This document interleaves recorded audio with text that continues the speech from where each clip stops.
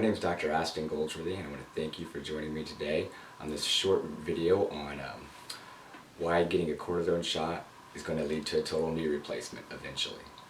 So first we'll kind of go over the basic anatomy of the knee. This is of course the femur, this is the tibia and the fibula. Okay?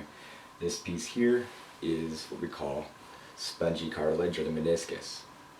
So when you get a cortisone shot, typically it's because you have some sort of inflammation or pain. And it does a great job at reducing inflammation and pain. But what it does do is it also dries out the joint. When you dry out the joint, this spongy cartilage here called the meniscus dries out as well. And so when it dries out, what happens to a dry sponge when you twist it or try to bend it? It becomes less pliable, so it's going to tear or break down.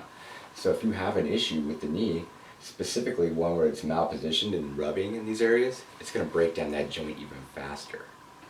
Now the second thing that a cortisone shot does to the knee that's negative is that it increases osteoporosis by 4 to 8%.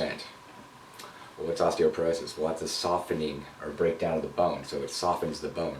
Well, this is a weight-bearing joint, so you're bearing weight on this and now you've softened it.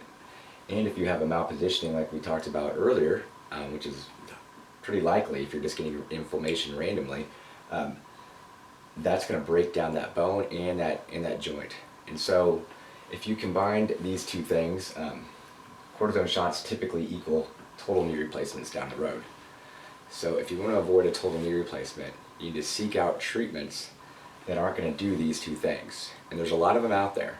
At Core Medical Center, we try to treat patients the root cause of it. So we want to fix function, treat function, and then use natural things that are not going to break down the joint. Things like hyaluronic acid or regenerative medicine. Those are just some of the treatment options that are available to you across the country and as well at Core Medical Center. So I hope this was informative, and thank you very much for watching.